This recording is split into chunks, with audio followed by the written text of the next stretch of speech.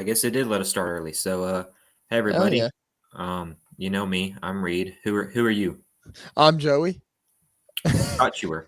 Um, Shut up. yeah, it's just me and Joey tonight. Steve ain't here. He's having to move. JP got called into work, so you're gonna have to deal with us two for tonight. Yeah, it's good to be back. It's been a little bit with the holiday Yep. last week, so Yep. How was your holiday? it was pretty good. Mainly just went up to Nashville for the super race and got to see Garcia win, and then Jackson Boone won the Pro Late Models, and hung out in Nashville all day Monday. Drove back on the 4th. So fun weekend. What about you? Just hung out on my mom's boat. Had to work for a few days, but then drove back up on the 4th. So it wasn't that bad. It's pretty fun. I did watch a lot of or I did watch the majority of the Chicago Street Course race, which, by the way, great. That was a great race, Heck even yeah. with the rain being there and everything. It was absolutely a blast, and I just love seeing the Cup Series cars on the streets of Chicago. So much fun. Yeah. I mean, with SVG winning too, that was probably the Oh the yeah, most fun aspect of it all. yeah. Shane Van Gisbergen, I think.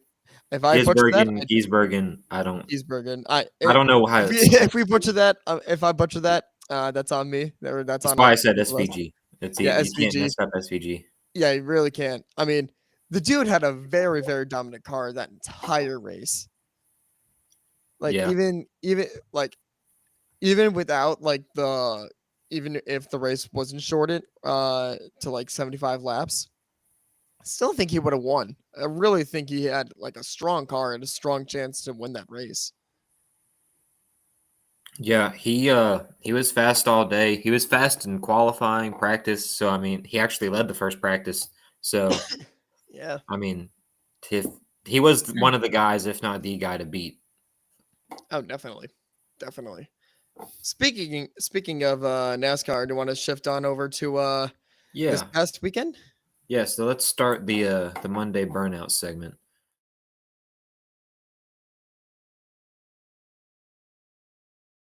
Recap obviously all the stuff from Atlanta and Mid Ohio, and Mid Ohio was first because the ARCA Menard series and the Truck series, they did those races before the Atlanta races. Yep. So let's see, Tyler Ankrum won ARCA, right? Yep, Tyler Ankrum won ARCA. And Uh Sawalich was second, and then I think even bigger story than the winner was the antics going on with Venturini Motorsports. So oh yeah. Yeah, my mom was actually at that race, and what she told me at like he sent his teammate into the gravel trap, and then on that final lap just retaliation with both teammates. So yeah, I mean I watched the entire race. We had it recorded on cable. So yeah, it was honestly a really good race. Huge shout out to Tyler Ingram to after getting punted into the gravel hmm. trap early into the through the S's, I think, and then just coming back to winning that was insane. My take on the whole Hingarani deal is Sean Hingarani. He needs to clean it up. I mean, it's not the Yeah, first agreed. incident he's been in ARCA. Not to mention a recent incident with super late models at Milwaukee. Hmm.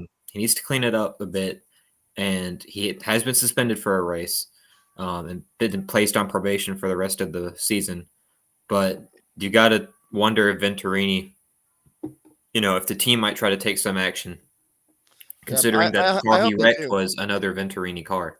Yeah, I hope they do too, because you're not going to go anywhere in the Cup Series or anywhere in NASCAR in general if you're just going to be that aggressive. No, there's a point of being aggressive, and there's a point of wrecking the person just to wreck them and just to piss them off. Like let's look at a recent example with Chastain.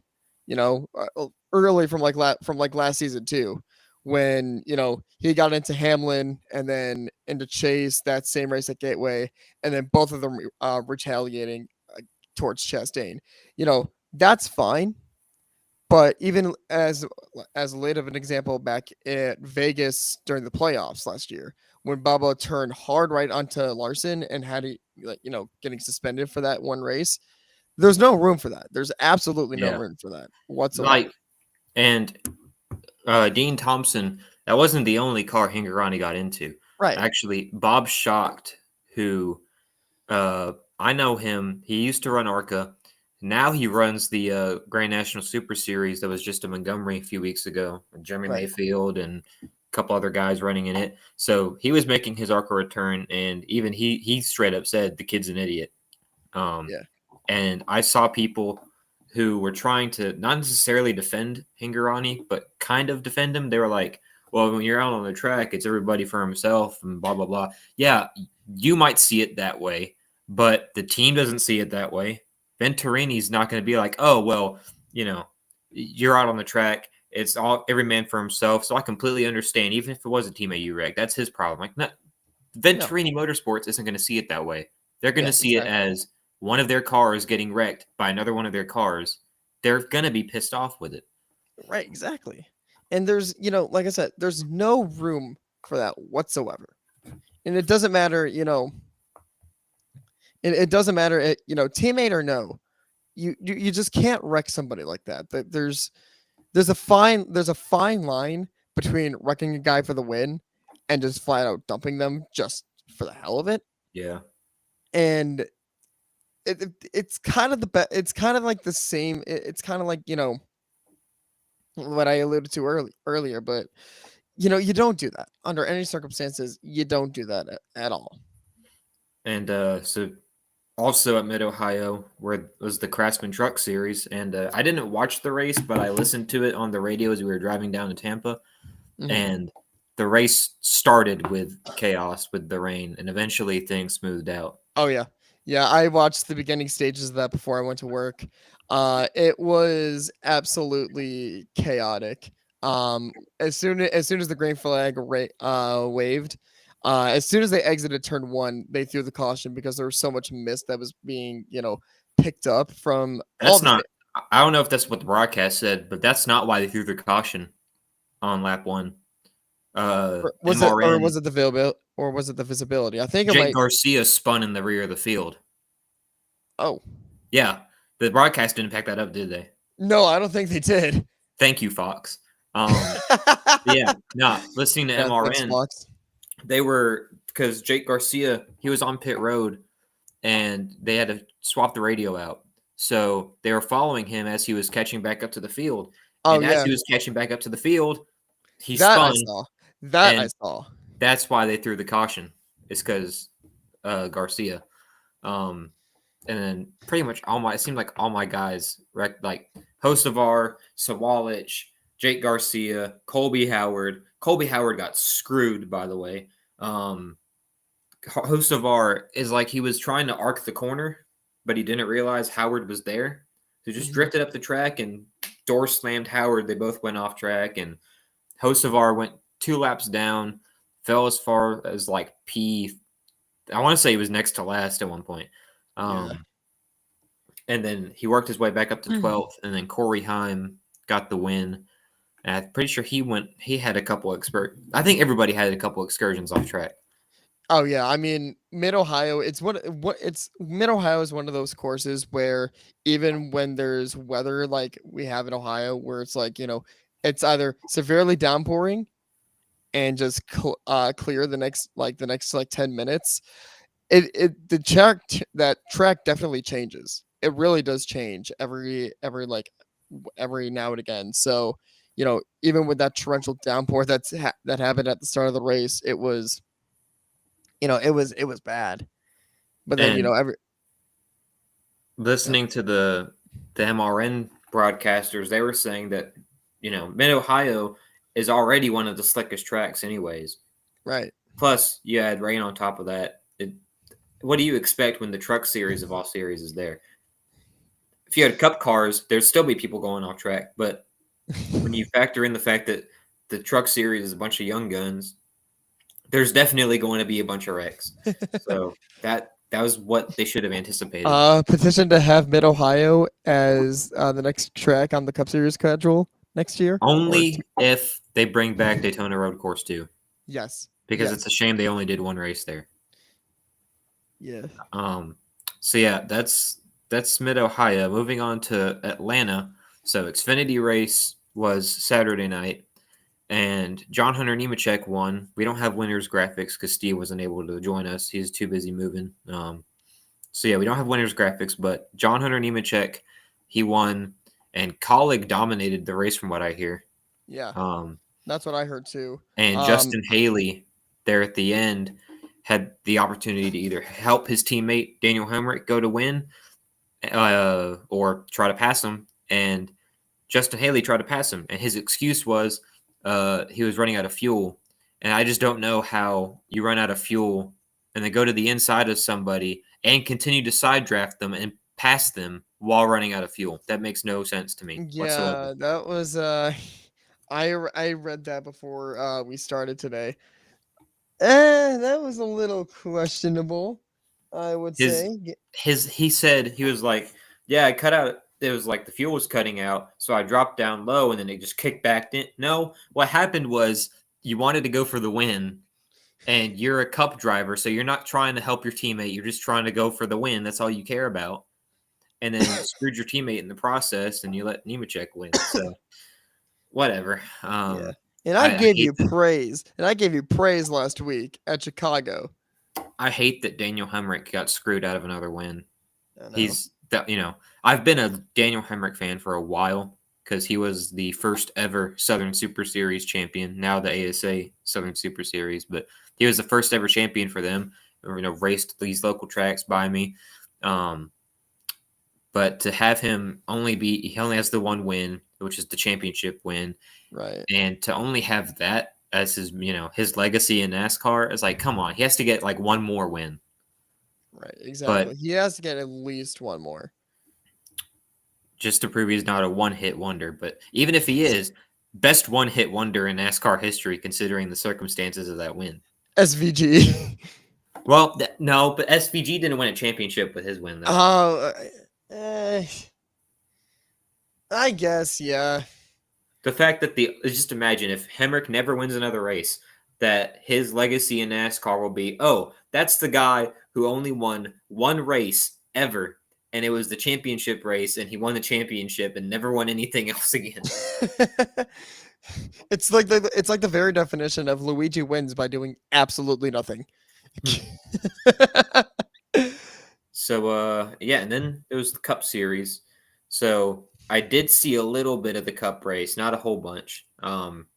It was on one of the TVs, I think, where we were eating, but I only saw it for like a split second across the room. So Willie B won. The race was cut short due to rain. Apparently, Ford dominated all night. Yeah, Ford was really, really dominant that entire night. They brought one of the best cars at Atlanta ever, and I don't like to throw my hat into the ring. Or sometimes I do, but I do feel like that.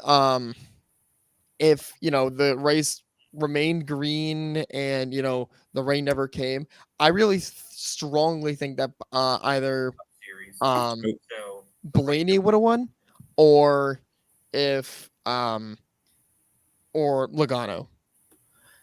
I think, yeah, Ford was strong, but you also got to remember that Willie B already has a win on this new Atlanta surface. He was the first winner at this new Atlanta track, wasn't he? Yeah, that's right. Yeah, I think so. So he's got I wouldn't call it a Mickey Mouse win because he knows the track. He knows what you have to do to win there. And sure, the track surface has changed a bit, but it hasn't changed enough to where it's completely different. So I still think that, like, I don't know. I think Willie B, you can't question, whether or not he deserved the win. That was a good win by him. Now he leads the playoff points and the regular season points with that win. So yeah, good weekend for him. And probably my favorite storyline coming out of everything is that now Michael McDowell is in the playoffs by 3 points. So I really hope that he can keep that up and make the playoffs. Yeah. Now, my question to you: do you think Byron is a championship contender this year? Yeah, I think he's going to be right. I can't say for sure like yes, he'll be championship 4. But I think Yeah. he's going to be like around the cutoff line from the round of 8 to the final 4. Right. I Yeah. mean, whether In that's my 4th or 5th or 6th, he'll be in the mix somewhere around right. there. Yeah. In That's my my prediction. opinion, I think that he is a championship contender because of how strong he's been with it, like the last few weeks. Like if you look back at at his finishing position, it's been pretty strong as of my recollection. Yeah. Uh, Um. But yeah, that's it for the NASCAR stuff. And only other thing really to besides driver of the week to talk about for the Monday burnout is kind of a preview of New Hampshire. So all I gotta say going into New Hampshire is Christopher Bell has finished. But I saw some stats today. Is like first, second, like 34th, second, 38th, second, first. Like he's crazy good at New Hampshire. So don't be surprised if he gets a win tomorrow, or not tomorrow, but this weekend. Don't be shocked. God, I look paler than a friggin' ghost right now.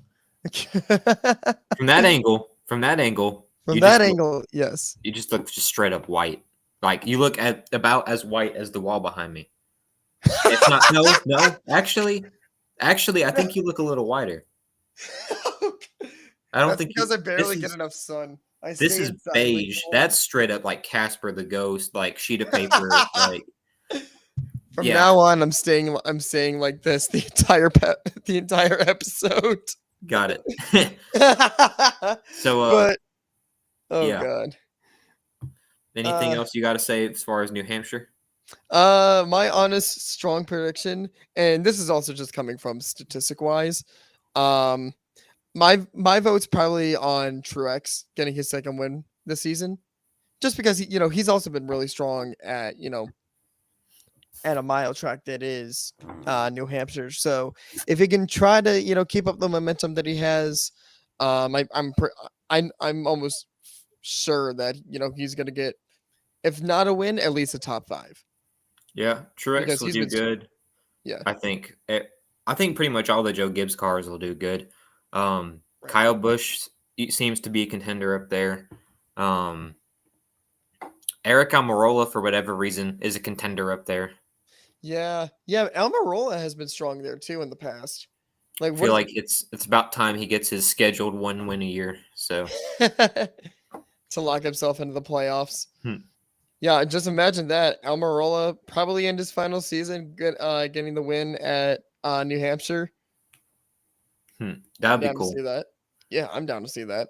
Also, a petition for NASCAR to have lights for the Chicago Street Course next year. That would be great. Yeah, That would or at least headlights, not like actual stadium yeah. use lights. You already got the technology from the Garage 56 car. Exactly. You can use So that. You can use that tech for that. we're reaching the 20-minute mark. So to close out the Monday burnout segment, we got to talk about the driver of the week. We talked about him earlier. It's Willie B. Winning at Atlanta in the Quaker State 400, championship contender. He carries a bunch of momentum now, and there's nobody else that we could have named as driver of the week, honestly. Right. So with that being said, let's move over to Formula Liberty, our road racing segment. Inform us on the IMSA race at Canadian Tire, because to be honest, I didn't watch it. I ain't kept up with it. Neither did I. JP was going to inform us on that, but since he's not here, all we got to talk about is the British Grand Prix. And I did see some of this. I saw it was at a coffee shop in Tampa. We went in, and it was on. I couldn't hear the commentary. I could read the subtitles, but it was on. I saw the first like 10, 15 laps, and then we left. Mhm. So why don't you walk us through what happened, Joey? Oh boy. So, uh, huge day for McLaren. First of all, qualifying 2-3, second to third on the grid. So huge day for them.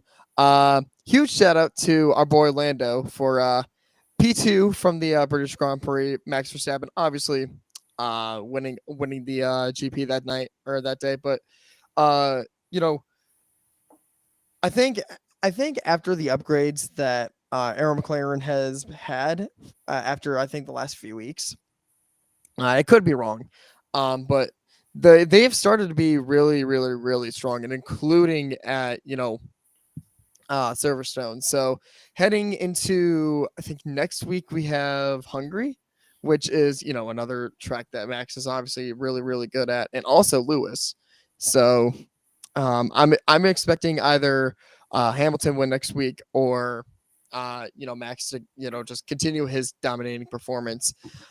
Speaking of which, just going over the point standings as of right now. Max Verstappen obviously winning the drivers championship over his teammate Sergio Perez. Fernando Alonso, he's top 3 in points, so he's been having a really, really good run this year. He finished 6th at Great Britain. Just actually running back through the standings from that actual race. Obviously, Verstappen getting the win. Norris and Hamilton, second and third on podium. Piastri, P4. Huge shout out to him. Really, really strong. Really, really, really, really strong car that day.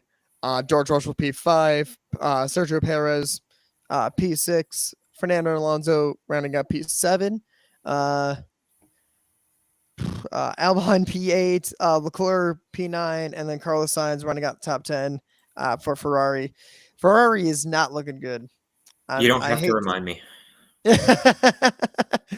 yeah. I think I alluded to this the last time I was on, but I'm hoping either because we're already crossing halfway. We're already crossing halfway of the season. I think now since we're getting over to Hungary. I'm hoping that you know Ferrari has a strong season, either the rest of the rest of this season into next season, or just literally next season, just pulling out some kind of showstopper and actually getting some some decent points positions. But How that would be nice, wouldn't it? You think? yeah, But yes, it would. It would. yeah, I'm not gonna raise my hopes. Anyways, so yeah, so this might be kind of a controversial pick for driver of the week, but I don't think so because Max Verstappen wins every week. There's no Yeah. surprise to that. There's no, it's expected. But Lando Norris and his effort for a P2 finish at his home GP has earned him the effort of being driver of the week. So congrats to Lando. Yeah, huge shout out to Lando. Strong car, leading I think the first like 10 or so laps against Max. Huge shout out to him, and also just like I said, strong car that entire race weekend. I mean, yeah, he held Right. off Lewis Hamilton to get second. So Yeah. if you can do that, you got some skill. Yep. So Damn right. that being said, that does it for Formula Liberty. So let's move on over to Asphalt All Stars. So first thing, happening the ASA Midwest Tour race at Grundy County Speedway up in Illinois. So Paul Schaefer Jr. won. It was ASA Midwest Tour. A couple other notable guys in the field were Justin Mondyke, I believe. Gabe Sommers was there. Summers. I'm not sure. It's Sommers. I don't I know think it's how you, Summers. but he was there.